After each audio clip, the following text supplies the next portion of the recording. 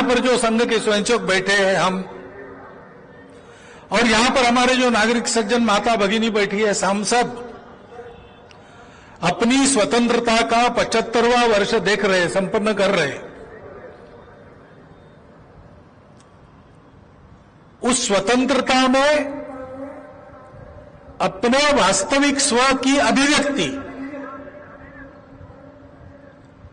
प्राप्त करने के लिए तंत्र हमारे हाथ में आया, हमारे प्रयास से हमने हाथ में लिया।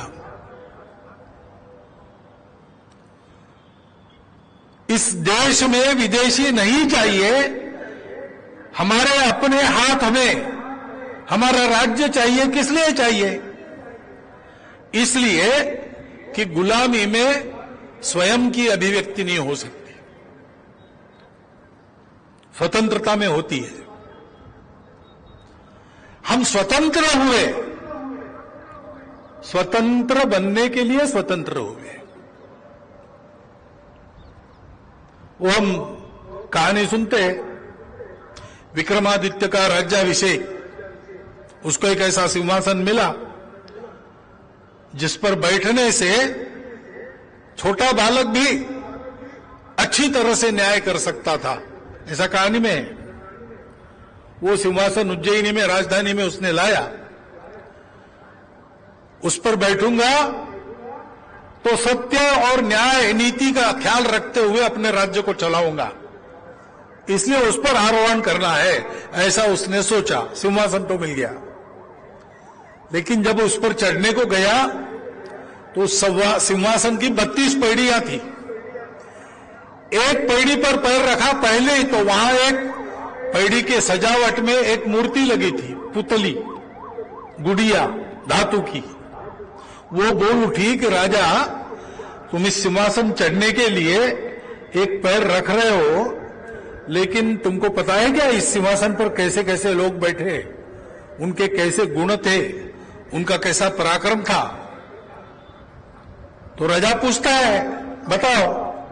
तो वो एक कहानी बताती है और कहती कि सोचो तुम ऐसे हो क्या।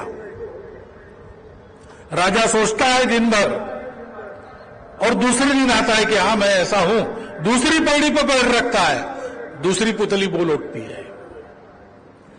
ऐसे 32 कहानियां सुनकर उन 32 निकषों पर मैं योग्य हूं ऐसा करते हुए फिर वो सिंहासन का आरोहण करता है।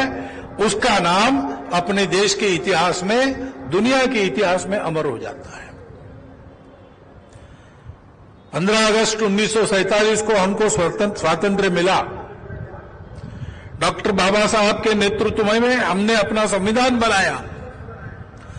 उस संविधान का भारत की संसद में जब लोकार्पण हुआ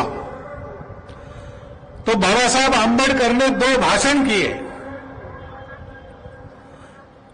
वह भाषण हम सब भारतीयों के लिए, जो स्वतंत्रता इतने सारे वीरों के त्याग बलिदान से हमको प्राप्त हुई, हमारे पूर्वजों के कठोर परिश्रम से हमको प्राप्त हुई, उस स्वतंत्रता के लिए स्वयं को योग्य बनाने का पथ प्रदर्शन हमारे लिए है।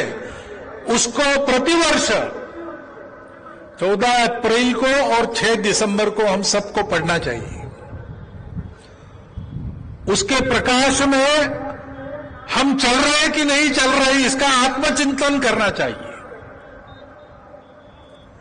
इतना वो सारे भाषण पथ प्रदर्शक है।